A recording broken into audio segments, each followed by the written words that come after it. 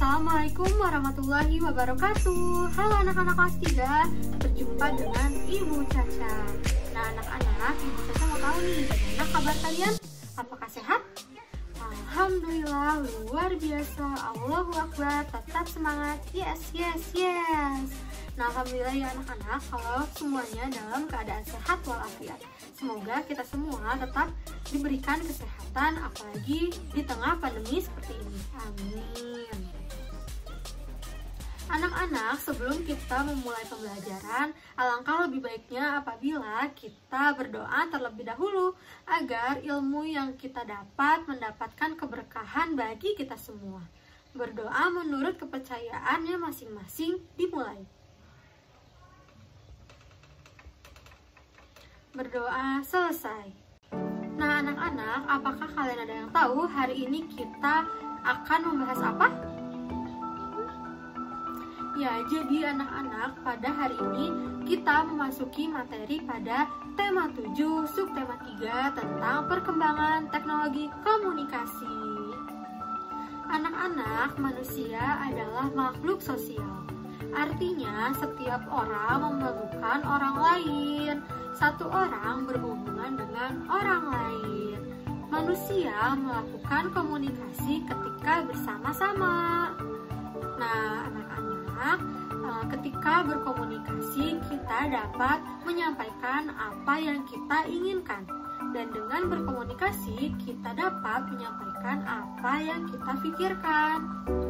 Nah anak-anak, tahu gak sih pada zaman dahulu ruang komunikasi manusia itu sangat terbatas loh. Nah bersyukurlah pada sekarang ini teknologi komunikasi semakin berkembang. Sekarang kita dapat berkomunikasi dengan siapa saja dan di mana saja. Nah anak-anak, mari kita pelajari teknologi komunikasi agar hidup kita makin berarti. Anak-anak, apakah kalian ada yang tahu apa itu komunikasi? Ya, komunikasi adalah suatu penyampaian ide, penyampaian gagasan, informasi atau pesan antar manusia. Nah, komunikasi ini juga dibagi dua macam nih anak-anak, yaitu ada komunikasi langsung dan ada komunikasi tidak langsung. Nah, apa sih Bu yang dimaksud komunikasi langsung dan tidak langsung? Mari kita bahas ya. Nah, jadi anak-anak, yang dimaksud dengan komunikasi langsung adalah komunikasi yang dilakukan tanpa menggunakan alat. Maksudnya adalah kita bertemu secara langsung dengan bertatap muka. Misalnya ketika kita berbicara, ketika kita tanya jawab, dan ketika kita berdiskusi. Nah, sedangkan komunikasi tidak langsung yaitu komunikasi yang memerlukan alat. Seperti sekarang ini kita membutuhkan smartphone untuk berkomunikasi, kita membutuhkan laptop untuk berkomunikasi, seperti itu. Apakah mengerti anak-anak? Pintar sekali. Nah anak-anak, alat komunikasi juga dibagi menjadi dua nih. Ada yang tradisional dan juga ada yang modern.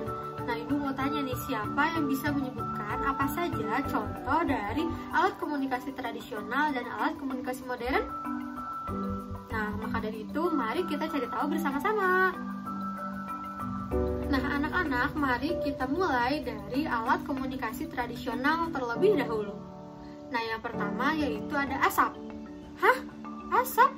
Maksudnya gimana, Bu? Nah, jadi anak-anak, pada zaman dahulu kala, suku Indian menggunakan asap sebagai komunikasi untuk mengirimkan informasi tanda bahaya kepada anggota sukunya gitu. Nah yang kedua ada kentungan.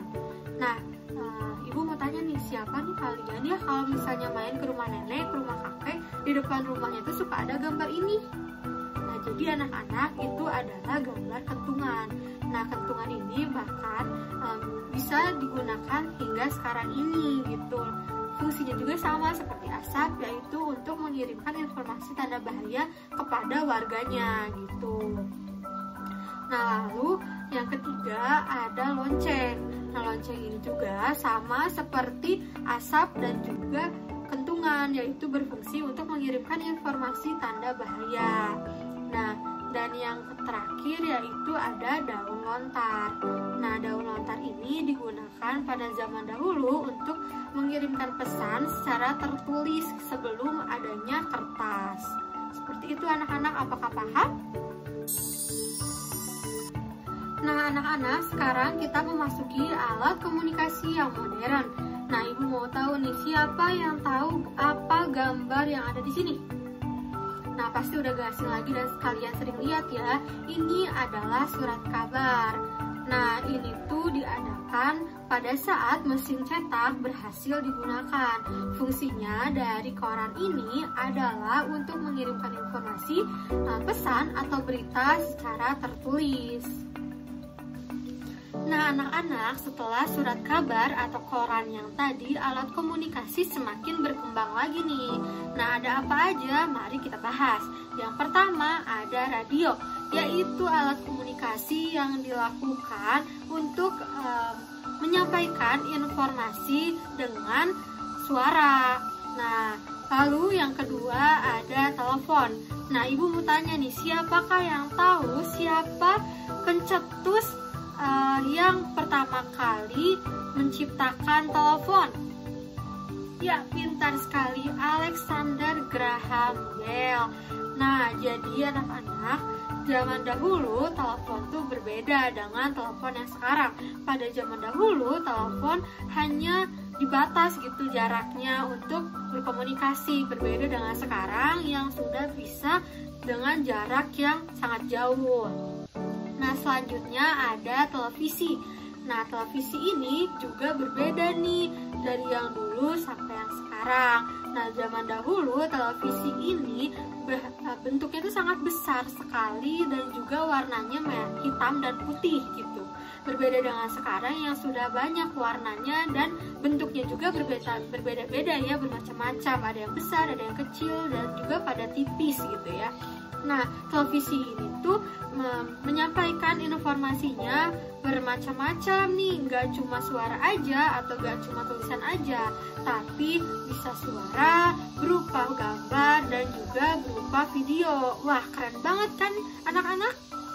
Nah, lalu yang keempat yaitu ada ponsel, yaitu telepon seluler yang bisa kita bawa kemana-mana. Nah, sebelumnya kan itu telepon yang hanya ada di rumah gitu dan cuma bisa disambungin ke kabel gitu, jadi gak bisa dibawa kemana-mana.